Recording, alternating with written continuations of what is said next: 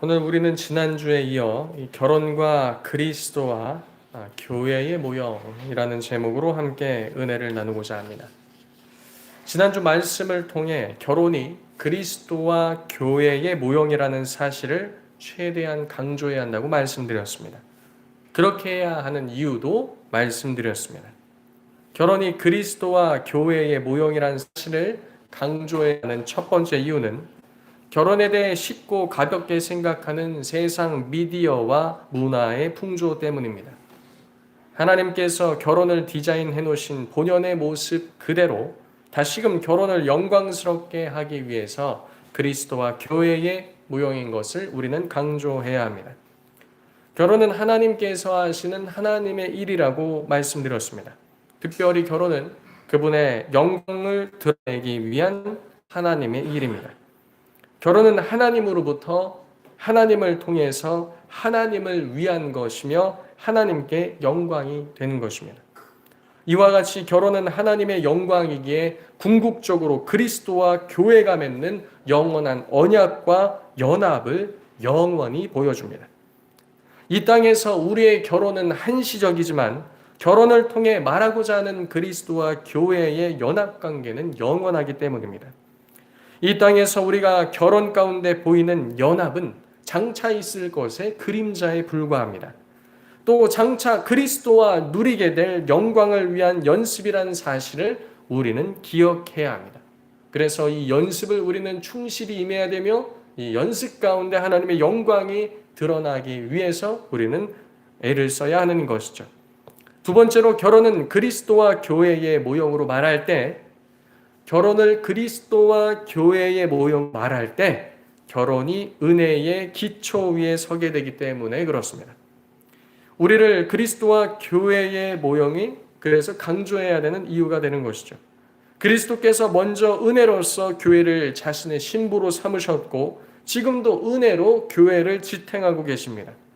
그리스도께서 은혜로 교회를 세우시고 지탱하시는 것처럼 우리도 그리스도의 모범을 따른다면 결혼은 은혜가 풍성한 그런 그림을 회복할 것입니다. 우리가 이 은혜를 나타내기 위해서는 그리스도께서 베푸신 십자가 은혜를 생각하며 또 그와 같은 수직적인 교통 가운데 남편은 아내에게, 아내는 남편에게 수평적으로 은혜를 흘려보내야 하는 것이죠. 골로새서 2장 14절은 하나님께서 우리 죄를 용서하시는 근거를 마련해 주신다고 말합니다. 우리 죄로 인해 산더미처럼 쌓였던 그 죄의 채무 증서를 아버지께서는 그 아들과 함께 십자가에 못 박으사 없이 하셨습니다. 십자가에서 용서를 보여주신 것을 근거로 하여 바울은 골로새서 3장 13절에 이렇게 말합니다. 주께서 너희를 용서하신 것 같이 너희도 그리하고 다시 말해 그리스도의 죽음을 통해 수직적으로 얻은 용서와 의롭다 하심을 수평적으로 남편과 아내에 어떻게 흘려보내야 하는지를 가르쳐주고 있는 것입니다. 그리고 그것은 용서를 통해서 이렇게 나타납니다. 이 지점에서 상당은 그렇지 않는데 나는 용서해야 하는가 이렇게 생각하시는 분도 계실지 모르겠습니다. 서로가 믿는 자라면 마땅히 믿는 자로서 서로 그렇게 해야 합니다. 서로가 믿는 자라고 해도 한편이 그리하지 않는다면 어떻게 해야 할까요? 그럴지라도 우리는 그렇게 해야 합니다. 남편과 아내, 우리는 어느 한편을 위해 그렇게 희생하며 억울한 일을 당하는 것이 아닙니다. 그리스도께 순종하는 자들이기에 우리는 자발적으로 주께 순종함으로 그렇게 하는 것이죠. 어느 한편에서 주의 말씀에 순종하지 않아 본인은 하나님께 순종함으로 하나님의 의를 드러낸다면 그 속에서 하나님의 신실하심이 순종하는 자를 통해 나타나는 것입니다. 마치 하나님과 우리와의 관계 가운데 우리가 여전히 하나님 편에 신실하지 못하다 할지라도 하나님께서 늘 자신의 신실함을 우리에게 보이사 그분은 사람 같지 않으시며 하나님의 하나님 되심과 의로우심을 드러내는 것과 마찬가지로 말입니다. 우리가 늘 간과하면 안 되는 것은 오늘 우리가 살아가는 이 순간은 바로 수직적으로 우리에게 은혜를 공급하시는 하나님의 은혜 가운데 우리가 그것을 이미 누리고 있다는 사실입니다. 우리는 수직적으로 그것을 누리면서 지금 현재 누리고 있으면서 하나님 앞에서 그와 같은 은택을 있으면서 한편이 그렇게 하지 못하니까 나는 그렇게 못하겠다? 이것은 뭔가 맞지 않는 것이죠. 우리는 하나님을 닮은 자로서 면모를 드러낼 수 있는 기회는 매 순간 우리의 삶 속에 있는 것입니다. 그렇다면 순종하지 않는 다른 한편 어떻게 되는 것일까요? 그것은 하나님께서 다루실 일입니다. 우리는 그저 주께 순종하고 충성할 뿐이죠. 한편 그렇지 못한 배우자를 보면서 우리는 신세 한탄을 할 것이 아니라 우리의 모습을 그 속에서 보아야 합니다. 결혼 생활에 있어서 로맨스와 서로 즐거워하는 것보다 용서와 용납하는 것에 초점을 맞춰야 할 이유가 여기 있는 것이죠. 아직 결혼을 하지 않은 청년들이 있다면, 그리고 우리의 자녀들이 그와 같이 자라서 결혼 정년기에 결혼을 하는 그 여정으로 들어갈 때 우리는 자녀들에게 이와 같은 것을 가르쳐 주어야 합니다. 결혼은 로맨스보다도 용서하고 용납하는 것에 초점을 두어야 한다는 사실 말입니다. 우리는 죄인이며 죄로 인한 갈등은 항상 있기 때문에 그렇습니다.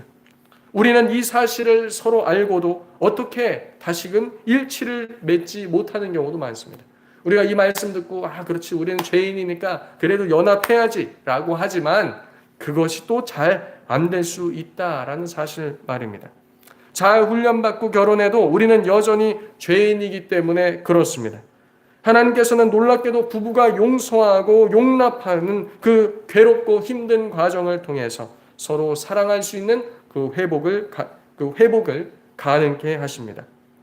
서로 부족함으로 때론 믿고 못마땅해도 용납과 용서를 통해 다시금 사랑을 회복할 수 있게 하는 것이 하나님의 뜻이기 때문에 그렇습니다. 우리의 신앙생활도 어떻습니까? 성도님들, 하나님과의 그런 사랑, 하나님과의 그런 친밀함, 주님으로부터 오는 그 뭉클함과 이런 것이 훨씬 많습니까? 아니면 주님 앞에 나와서 주여 저는 죄인입니다, 제가 또 범죄했습니다, 어떤 게 더 많습니까? 전자입니까 후자입니까? 전자입니까 후자입니까? 후자 아닙니까? 근데 우리는 결혼에 대해서 생각할 때만 로맨스, 핑크, 아름다운 이런 것들도 생각하지만, 물론 이것이 없어야 된다는 것이 아닙니다. 하지만 우리의 하나님과의 그런 결혼 생활, 신앙 생활에서도 그와 같은 모습이 나타나는 것처럼 우리 결혼 가운데도 용서와 용납이 풍성히 나타나야 한다라는 것입니다. 하나님께서는 서로 완전히 다르고 불완전한 두 사람이 그리스도를 의지하여 고통의 불목불 속에서 하나님의 형상으로 빚어져 갈 때 하나님께서는 영광을 받으십니다. 그렇게 우리는 교회와 그리스도의 모형이 결혼 가운데 나타날 수 있게 강조를 해야 합니다.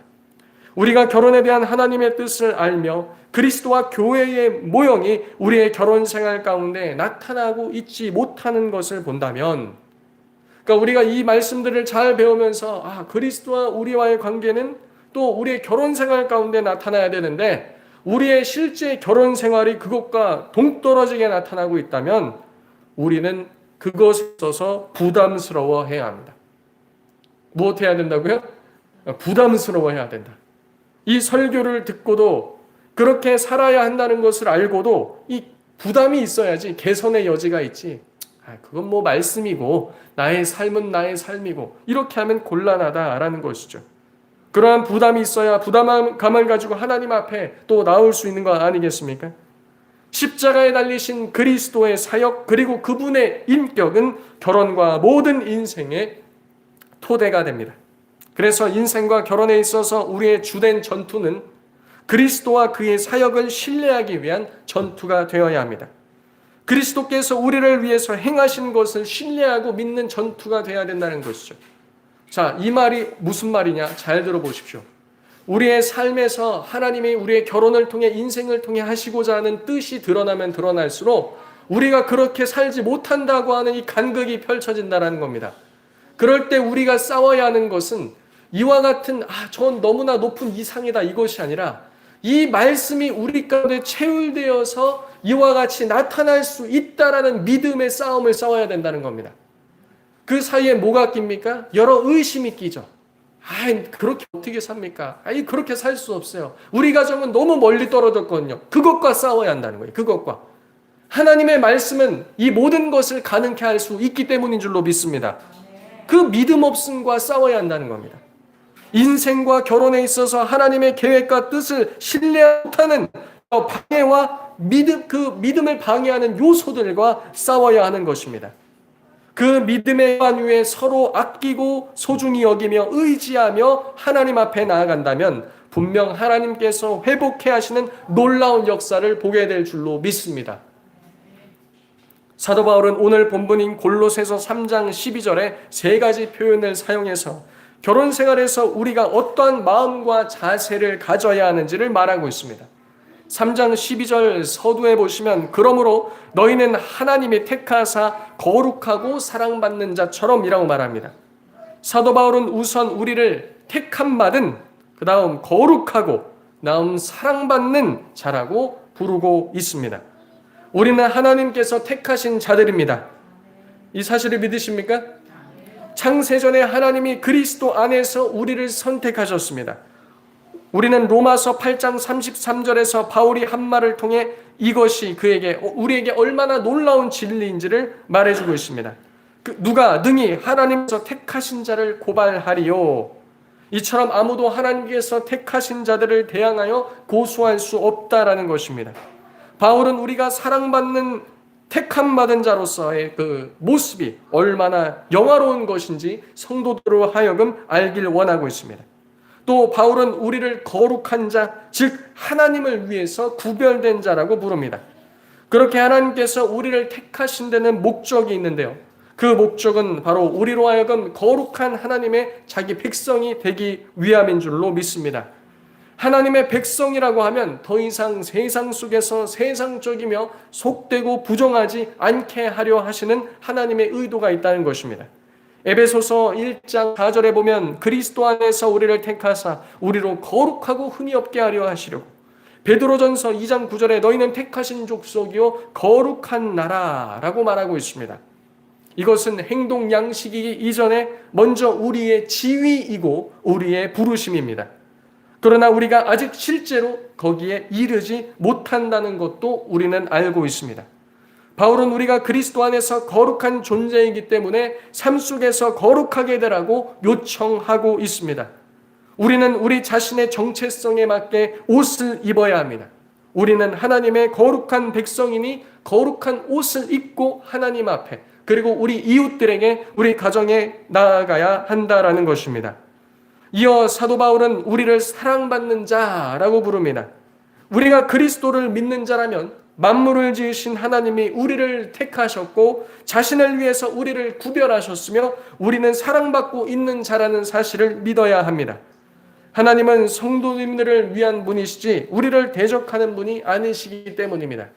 로마서 5장 8절에 우리가 아직 죄인 되었을 때에 그리스도께서 우리를 위하여 죽으심으로 하나님께서 우리에 대한 자기의 사랑을 확증하셨다라고 말하고 있습니다. 로마서 5장 8절과 오늘 골로새서 3장 12절의 시작 메시지가 남편과 아내가 서로 용납하고 용서하는 출발점이 되어야 한다는 것입니다. 우리들이 하나님께 택함을 받고 구별되고 사랑받는다는 사실에 감격하면서 말입니다.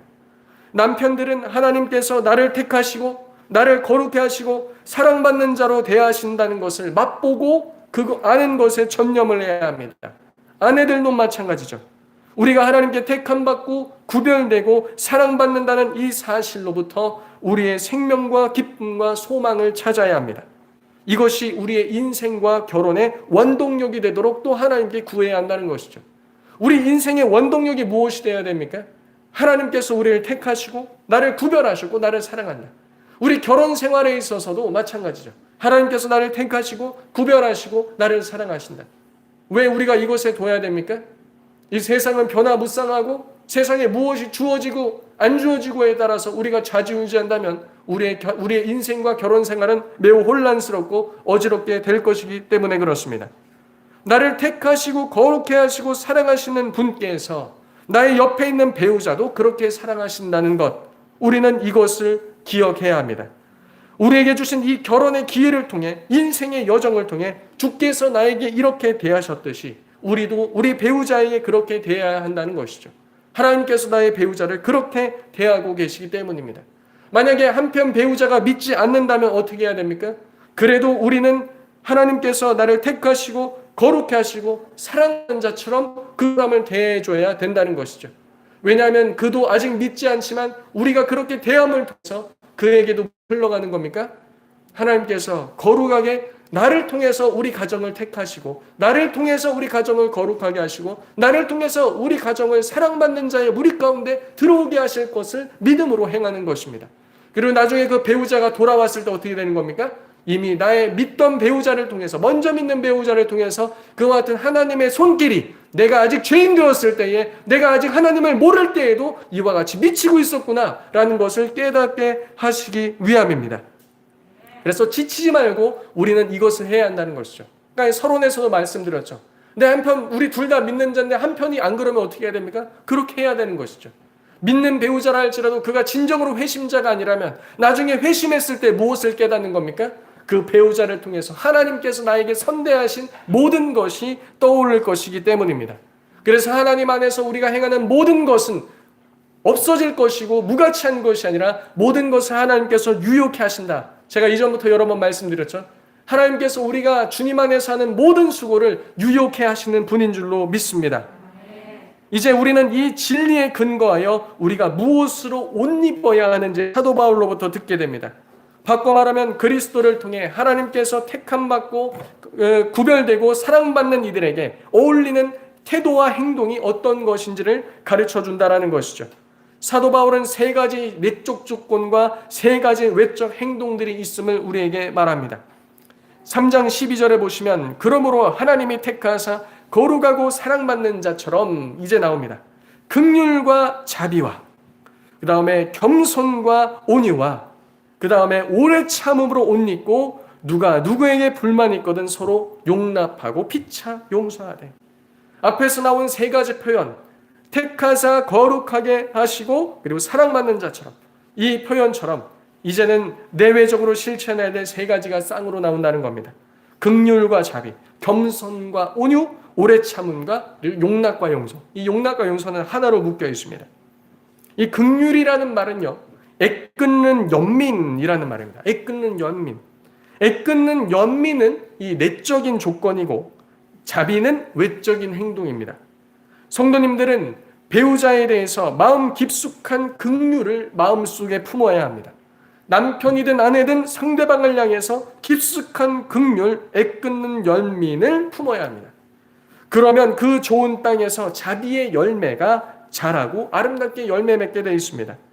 남편은 복음을 통해 믿음으로 그리스도 안에서 뿌리를 내려 더욱 긍휼이 풍성한 자들이 되어야 될 줄로 믿습니다. 아내들도 복음을 통해 믿음으로 그리스도 안에서 더욱 뿌리를 내려 긍휼이 풍성한 자들이 되어야 될 줄로 믿습니다. 그럴 때 이 가정 가운데는 아름다운 그런 자비로서 가득하게 되는 것이죠. 부드러운 긍휼의 마음에서 나오는 자비로 서로를 대하시길 바랍니다. 우리의 싸움은 자신의 긍휼 없는 속사람과의 싸움입니다. 왜 이렇게 당신은 긍휼함이 없어요? 당신은 왜 이렇게 연민이 없어요? 나의 마음을 못 알아줘요? 아닙니다. 나의 긍휼 없는 속사람 싸워야 한다는 겁니다. 누구와 싸워야 된다고요? 나의 긍휼 없는 속사람. 우리의 싸움의 상대는 배우자가 아닙니다. 긍휼 없는 자신의 속사람과 싸워야 하는 것이죠. 기도 가운데 복음을 통해 믿음으로 그 싸움을 싸워나가는 참사랑교회 모든 성도님들 되시기 바랍니다. 이 여정을 통해 우리는 깨어지고 세워지며 기뻐하며 긍휼히 여기는 주님의 형상을 닮아가기 때문입니다. 우리들은 택함받은 거룩하고 사랑받은 자들이기 때문에 이와 같은 주님의 긍휼을 배워야 하는 것이죠. 그 다음 쌍은 겸손과 온유입니다. 이 겸손이라는 것은요, 문자 그대로 낮은 마음을 가리킵니다. 낮은 마음. 낮은 마음은 내적인 조건이고 온유는 외적인 행동입니다. 온유한 자는 다른 사람을 자기가 훨씬 더 낮게 여기고 좋게 여기고 그들을 섬깁니다. 이러한 일은 마음이 낮고 겸손할 때에 일어나는 법입니다. 그러므로 남편들은 복음을 통해 믿음으로 그리스도 안에서 뿌리를 내려 더욱 낮고 겸손한 마음으로 아내를 섬겨야 할 줄로 믿습니다. 다시 한번요. 남편들은 복음을 통해 믿음으로 그리스도 안에 뿌리를 내리고 더욱 낮아지고 겸손한 마음으로 누구를 섬겨야 한다고요? 아내를 섬겨야 할 줄로 믿습니다. 이것이 그리스도께서 우리에게 보여주신 그 섬김의 방식, 겸손의 방식, 죄인 되어서 곧 배반할 그런 신부들을 허리를 동이고 발을 실어주었던 그리스도의 모습, 우리를 배반한 온 인류가 배반한 그것 가운데 십자가에서 자신을 내어주기까지 사랑한 그리스도의 모습이기 때문입니다. 골로새서 3장 18절에 이렇게 말하죠. 19절에 이렇게 말하죠. 남편들아 아내를 어떻게 하라고요? 사랑하며. 남편들아 아내를 다스리라고 말씀하지 않았습니다. 우리를 머리로 세우셨지만 대제사장으로 가정 가운데 부르셨지만 아내를 다스리라고 하지 않았습니다. 아내를 어떻게 하라고 하셨습니까? 사랑하라. 다스리는 방식은 사랑으로서 섬김으로 다스리는 겁니다. 왜냐하면 하나님께서 우리를 그와 같이 다스리고 계시기 때문입니다. 아내들은 어떻게 합니까? 아내들도 복음을 통해 믿음으로 그리스도 안에서 뿌리를 내려 더욱더 낮아짐과 겸손함으로 누구를 섬겨야 합니까? 남편을 섬겨야 하는 것이죠. 그리고 그것이 3장 18절에도 나오죠. 아내들아 남편에게 복종하라. 이는 주 안에서 마땅하니라. 그리스도의 고통스러운 죽음의 복음은 우리의 교만과 당연한 권리인 듯 요구하는 우리의 태도와 정반대로 역사하기 때문에 그렇습니다. 다시 한번 말씀드리겠습니다. 그리스도의 고통스러운 죽음의 복음, 그리스도께서 우리에게 주신 그 복음의 그런 진수는 우리의 교만함과 우리의 당연한 듯한 여기는 그 권리를 어떻게 합니까? 깨부수시고 정반대로 역사하신다라는 겁니다. 우리는 뜻대로 되지 않을 때 좌절감을 느끼게 됩니다. 내 아내가 왜 남편이 왜 이렇게 하지 않지? 그 좌절감, 그것을 깨트리는 것이 바로 무엇입니까? 겸손과 온유라는 것입니다. 저도 이 말씀을 통해서 참 많이 배웁니다. 제가 이렇게 잘해서 가르치는 것이 아니라요. 이것을 통해 저도 배우고 우리도 배워서 누구의 형상을 닮아가야 되는 겁니까? 그리스도의 형상을 닮아가는 것이죠. 이것이 우리 영혼에 낮은 마음을 심어줍니다. 그럴 때 우리는 낮은 마음으로 우러나오는 온유함으로 배우자뿐만 아니라 우리 주변에 있는 다른 사람들도 그렇게 대하며 섬길 수 있기 때문이죠. 우리의 싸움은 우리 자신의 교만과의 싸움이며 우리의 싸움은 자기 중심적인 속사람과의 싸움입니다. 그래서 자꾸 자기 배우자와 싸우려고 하지 마십시오. 당신은 그렇게 겸손하지 못하고 온유하지 못해? 아닙니다. 누구하고 싸워야 된다고요? 내 자신의 교만과 내 자신의 자기 중심성과 싸워야 한다는 것입니다. 저는 그래도 겸손하고 자기 중심적이지 않으려고 해서 애를 쓰는데 제 한편 배우자는 안 그런데요. 우리의 영원하신 배우자가 누굽니까? 남편, 신랑은 그리스도예요. 우리는 어떻게 합니까? 그리스도 앞에서. 그렇게 못하잖아요. 그래서 우리는 아내와 남편과 싸울 것이 아니라 자기 중심적이고 교만한 자신의 속사람과 싸워야 합니다. 기도 가운데 복음을 통해서 믿음으로 싸움을 싸워나가시는 참사랑교회 모든 성도님들 되시기 바랍니다. 그럴 때 주 안에서 깨어지고 세워지며 새롭게 기뻐하며 우리는 겸손한 그리스도의 모습을 닮아갈 수 있기 때문입니다. 우리는 택함받은 거룩하고 사랑받는 자들이기 때문에 마땅히 이와 같이 행해야 하는 것이죠. 그 다음 세 번째 쌍으로는 오래 참음과 용납, 용서가 있습니다. 오래 참음은 내적 조건이며 용납과 용서는 외적으로 나타나는 그런 행동입니다. 이 인내라는 단어의 원어를 풀어서 그대로 옮기면 오래 참음입니다. 그러니까 인내와 오래 참음은 같은 것이죠. 즉 이것은 무엇이냐? 조급하지 않고 참을성 많은 사람이 되라는 겁니다. 누가 되라고요? 조급하지 않고 참을성 많은 사람이 되라. 우리는 이것을 모두가 다 갖춰야 됩니다. 저도 주 안에서 많이 이렇게 됐습니다. 정말 많이 이렇게 변화됐습니다. 아직도 멀었지만 그렇게 되고 있습니다. 매우 참을성 많은 사람이 되시는 참사랑교회 성도님들 되시기 바랍니다. 야고보서 1장 19절에도 이와 같이 말하죠. 화를 잘 내지 않고 듣기는 빨리 하고 말하기는 천천히 하는 참을성 많은 사람이 되라는 것입니다. 이것은 참 쉽지 않기에 성악게 하시는 성령께서 우리 속에서 이 일을 행하시도록 우리의 자리를 내어드려야 합니다. 지금까지 언급한 이 세 가지 내적 조건들은 서로 연관성이 있어서 서로에게 영향을 줍니다. 애끓는 연민인 긍휼과 낮아진 마음 겸손, 인내인 오래 참음은 서로 이어지게 되어 있습니다. 만일 성도님들이 참을성이 많은 대신에 화를 잘 낸다면, 많이 참다가 마지막에 어떻게 하는 겁니까? 화를 낸다면 그 원인은 아마도 긍휼한 마음과 낮아진 마음이 부족해서일 것입니다. 그러니까 어느 것은 잘 됐는데 어느 것은 안 됐냐면 연결되어 있기 때문에 이것은 좀 됐지만 이것은 부족하다라는 것이죠. 바꿔 말하면 우리는 택함받은 거룩하고 사랑받는 존재다라는 진리가 우리의 자기중심성과 교만에서 벗어나도록 우리 마음을 깨뜨리고 낮추지 못했다는 것입니다. 그러니까 이 진리가 모든 것 속에서 역사에서 이 세 가지를 이루어야 되는데 아직도 우리는 다듬어가고 있는 상태다라는 것이죠. 우리는 하나님께 택함받고 거룩하고 사랑받는 자라는 내용을 가지고 자신을 정당화하면 곤란합니다. 나는 택함받고 거룩하고 사랑받는 자니까 나를 섬겨주세요. 그거 아닙니다. 이와 같이 지위와 부름받음을 놓고 그에 합당하게 내 하나님께 드려져서 행해야 한다라는 것이죠. 그러므로 남편들은 복음을 통해 믿음으로 그리스도 안에 뿌리를 내려 마침내 긍휼과 겸손과 오래 참음이라는 내적 조건으로 인해 우리의 마음을 다져지게 해야 됩니다. 우리 마음이 다듬어지게 해야 됩니다. 이것이 누가 할 일입니까? 남편들이 해야 될 일이다라는 겁니다.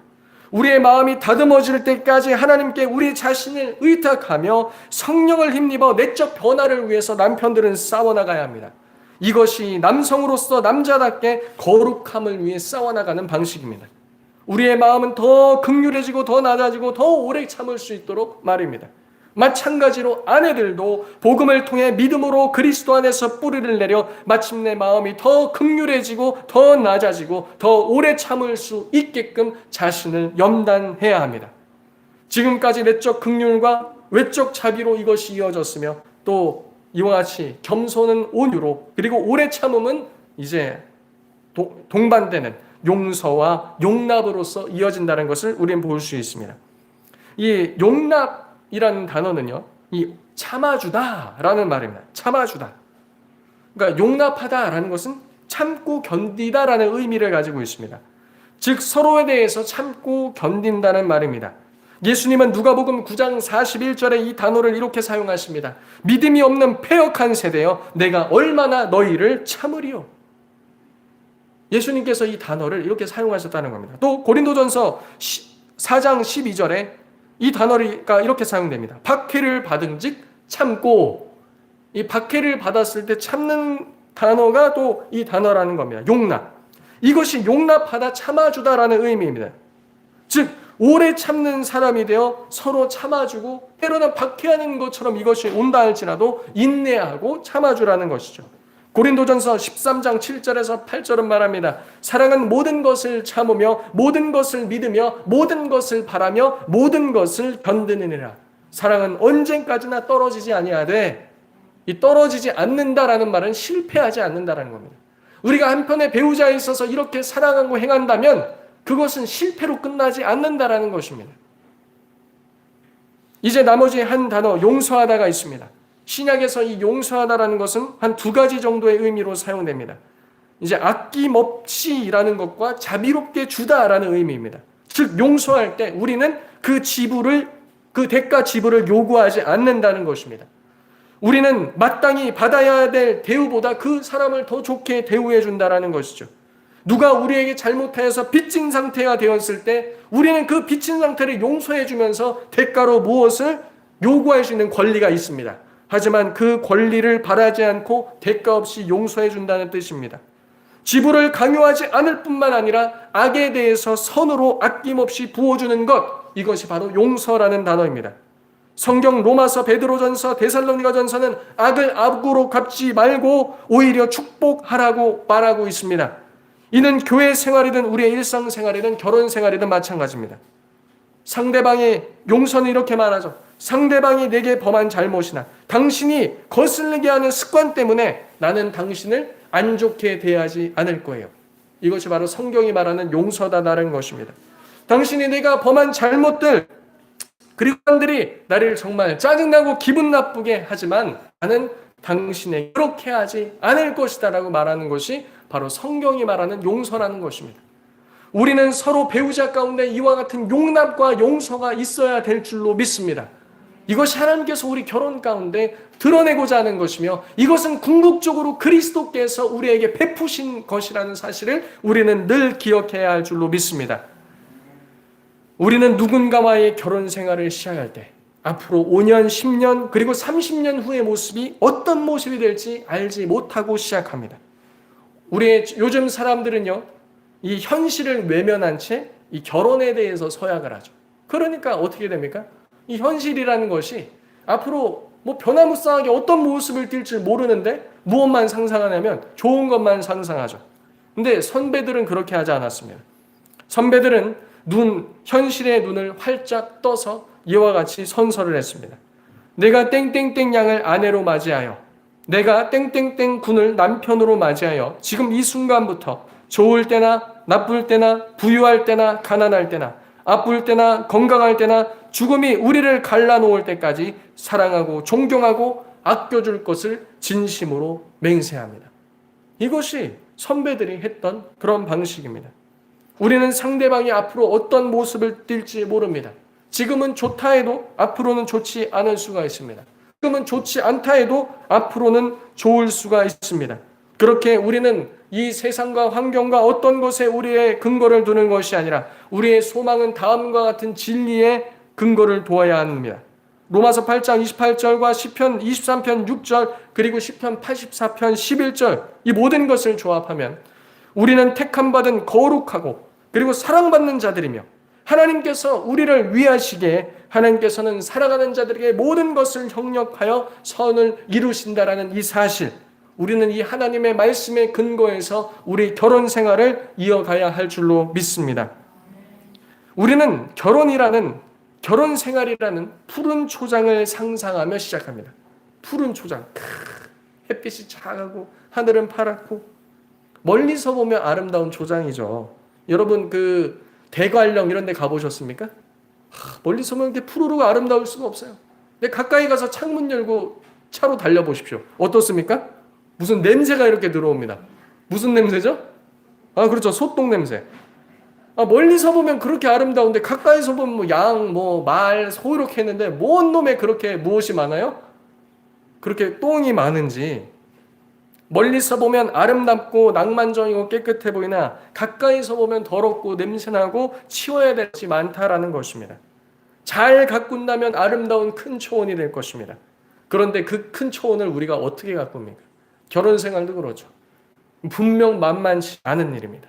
그래서 그 초원을 가꾸는 일은 우리의 힘과 능력으로는 잘 가꿀 수가 없습니다.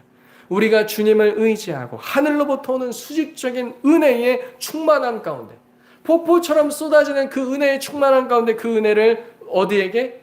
아내와 남편에게 흘려보낼 때 그 폭포의 강한 물줄기가 초원에 있는 모든 더럽고 냄새나는 것들을 쓸어버리실 줄로 믿습니다. 우리는 그 은혜를 그와 같이 흘려보내야 하는 것이죠. 그 은혜가 그와 같이 폭포처럼 흘려갈 푸른 초장은 어떻게 됩니까? 더 푸르러지며 더 아름답고 생기 있어지지 않겠습니까? 그 은혜로 하여금 그 넓은 초원이 깨끗하게 되길 소망하며 하루하루 주님을 의지하며 나아가는 참사랑교회 모든 성도님들 되시길 바랍니다. 그리스도 예수의 평강이 성도님들의 가정에 충만하시길 예수님의 이름으로 축복합니다. 우리 들은 말씀